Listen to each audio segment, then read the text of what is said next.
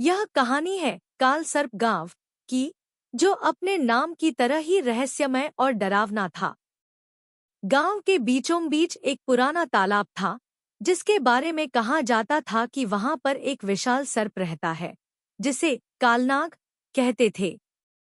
गांव के लोग उस तालाब के पास जाने से डरते थे, क्योंकि कई लोग वहां जाकर कभी वापस नहीं लौटे थे। तालाब के पास ही एक पुरानी हवेली थी, जिसमें एक भूत रहता था।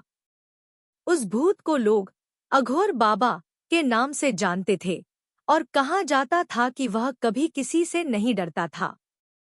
एक दिन गांव में एक भयंकर तूफान आया, जिससे तालाब का पानी उफान मारने लगा।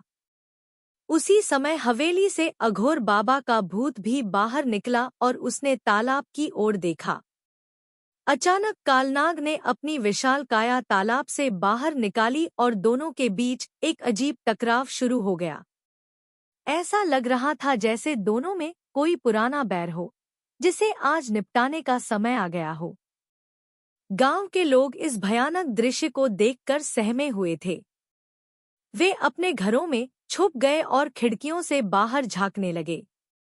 हवेली से भूत का डरावना स्वर और कालनाग की फुफकारें मिलकर एक डरावनी ध्वनि पैदा कर रही थी। अघोर बाबा ने अपनी भूतिया शक्तियों से कालनाग को तालाब में वापस धकेलने की कोशिश की, लेकिन कालनाग ने अपनी पूंछ से हवेली की दीवारों को तोड़ना शुरू कर दिया। गांव के लोग इस स्थिति में फंस गए थे। वे समझ नहीं पा रहे थे कि उन्हें क्या करना चाहिए। अगर वे बाहर जाते तो या तो भूत उन्हें पकड़ लेता या कालनाग की पूंछ का शिकार हो जाते। चारों तरफ हाहाकार मचा हुआ था। गांव का मुखिया मोहनलाल ने हिम्मत दिखाते हुए सोचा कि उन्हें कुछ करना होगा। वह जानता था कि अगर यह लड़ाई ऐसे ही चलती रही तो पूरा गांव नष्ट हो सकता है। मोहनलाल ने गांव के सबसे पुराने तांत्रिक बाबा विश्वनाथ से मदद लेने का फैसला किया। बाबा विश्वनाथ गांव से दूर जंगल में रहते थे और उनकी तंत्र विद्या के बारे में कहा जाता था कि वे आत्माओं और प्राचीन शक्तियों को वश में कर सकते हैं। मोहनलाल कुछ गांव वालों के साथ बाबा विश्वनाथ के पास गया और उनसे मदद की गुहार लगाई। बाबा विश्वनाथ ने गांव वालों की बातें सुनी और कहा, यह कालनाग और अघोर बाबा का बैर सदियों पुराना है। इसे रोकना आसान नहीं है, लेकिन अगर हम सही समय पर सही मंत्र का जाप करें तो इन दोनों को शांत किया जा सकता है। बाबा विश्वनाथ ने गांव वालों को साथ लिया और तालाब के पास पहुंचे। तूफान अब भी जारी था और दोनों के बीच की लड़ाई अपने चरम पर थी। बाबा विश्वनाथ ने अपनी माला निकालकर मंत्र का जाप शुरू किया।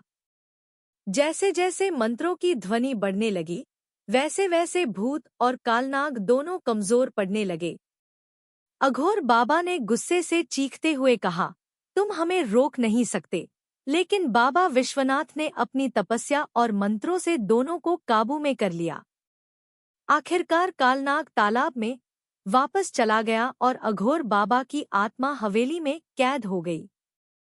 गांव के लोगों ने चैन की सांस ली। बाबा विश्वनाथ ने गांव वालों से कहा, इन दोनों के बीच का बैर अब शांत हो गया है, लेकिन याद रखना, इन शक्तियों का सम्मान करना जरूरी है। अगर कभी भी इनकी शांति को भंग किया गया तो यह सब फिर से हो सकता है।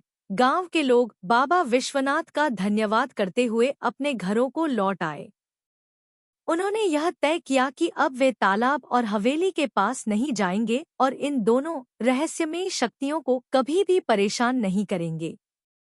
इस घटना ने गांव वालों को यह सिखाया कि प्राचीन शक्तियों का सम्मान करना ही सबसे सही रास्ता है।